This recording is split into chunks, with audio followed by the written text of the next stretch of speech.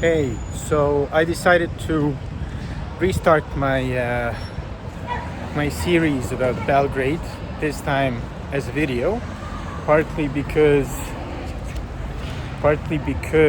I realized that maybe people will hear a bit more about things and then also get a better sense of the city. I'm also doing this in English because I guess most of my audience is bilingual, and hopefully people will be interested. But yeah, do let me know in the comments or not what you think, only if you think about good things.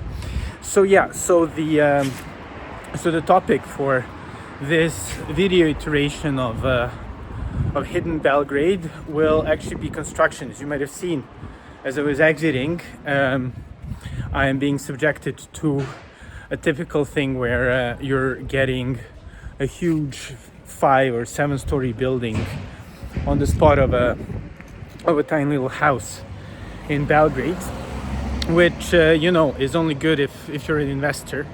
For all of us around it, obviously less fun.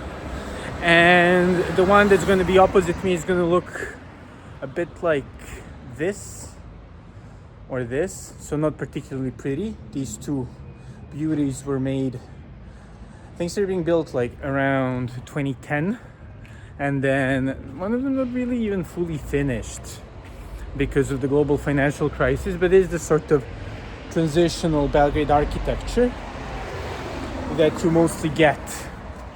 And basically the main point of this little story is how they're obviously very much maligned, but what's even funnier is that buildings such as this one, which are sort of neoclassical, sort of similarly 5-story buildings, are also getting maligned. And I'm going to argue that actually these ones are preferable to those ones.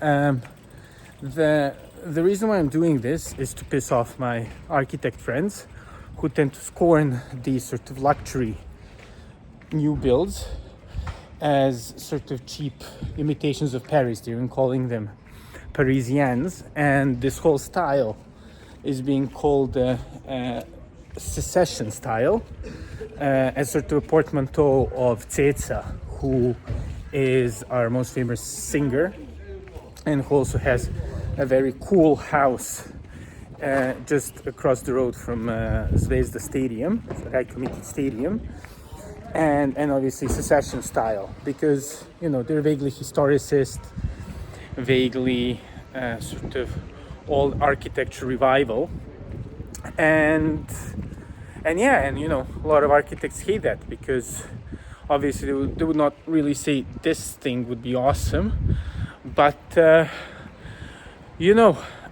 they dislike them. And I think the reason that we get these ones and why they're so popular, because you have them popping around Vračar mostly, slightly less in sort of my area, which is called Old Palilula, is because I think Serbs have a huge yearning for something that looks like an orderly Western European city. So my little neck of the woods sort of manages to convey that, because see this like a beautiful cul-de-sac, lovely sort of Belgrade modern Art Deco building here, some more historicism here, but most of the city unfortunately was not really developed before the Second World War. Parts of it that were basically leveled, and so what you got is inserts like this, which are sort of the standard post-war kind of housing buildings. And this one actually was relatively luxurious. This is where one of Milosevic's prime ministers used to live. So despite the fact that they don't really look that cool, they were actually quite comfy and relatively well built, but they did not really maintain the aesthetic of an old European city, which my part of town which was mostly built sort of in the late 19th century as Belgrade expanded outside of its walls, which ran around the old part of town, starting at the main square, Trg Republike, and was kind of being built up all the way up to the World War II. And actually, yeah, this is the first Belgrade suburb, and it's one of the rare ones that still has this relatively nice sort of street front and is planned like many of the suburbs and expansions of old European cities. So and this basically got a lot of famous people to live here. One of them is Uroš Predić, who used to live here. Now it's a massage parlor.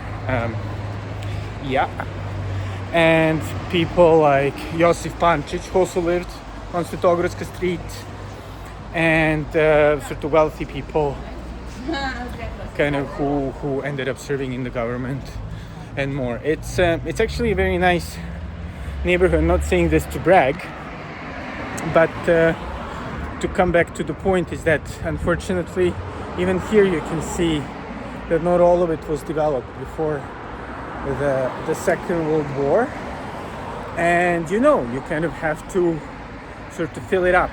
And unfortunately, or fortunately I guess for some, but I would say unfortunately, Belgrade always yearned for more historicism. And even during the socialist times, so in the 70s, you had this sort of romantic architecture that's sort of postmodern, but kind of seeks to revive the old things. And we always yearn to kind of have something that's nice and old, and that sort of fits the things, because we never had somebody like Baron Haussmann to kind of really sort the city out and actually build like really nice townhouses. Most of the Belgrade townhouses, that were built in the sort of 19th, even like early 20th century, were sort of this like neoclassicist 2 stories, because the city wasn't that big. It was like 30,000 people, and the density that Baron Haussmann had to create in Paris, with obviously like very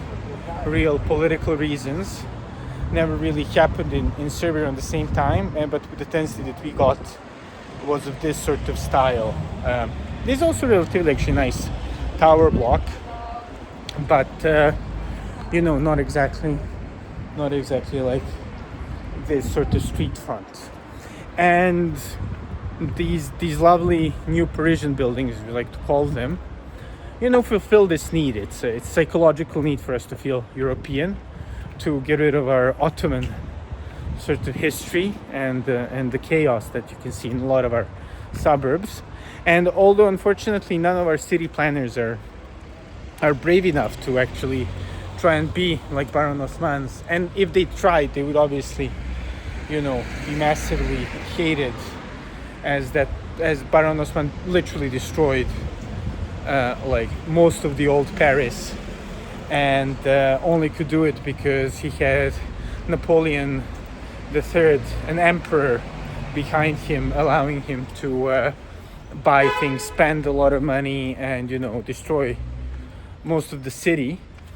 People would be against that. But if we really want to sort Belgrade out, we do need some sort of Osmanization, and if that means like Moorish buildings, that's fine. I obviously would prefer if we do not destroy places like these. These are really lovely sort of Art Nouveau buildings. This is actually residence of a Brazilian ambassador, one of the nicest buildings in Belgrade. But unfortunately, if you want order, you have to make certain compromises, and the Parisians, such as the one that I showed you, are probably the best. Yeah, let me know if this made any sense, if you got a feel of Belgrade at all, if this works. I don't know. Sorry for being a bit all over the place, but yeah, bear with me, and hope you at least got a certain idea what Belgrade looks like, and maybe, you know, have some opinions, new opinions about architecture in it. Bye.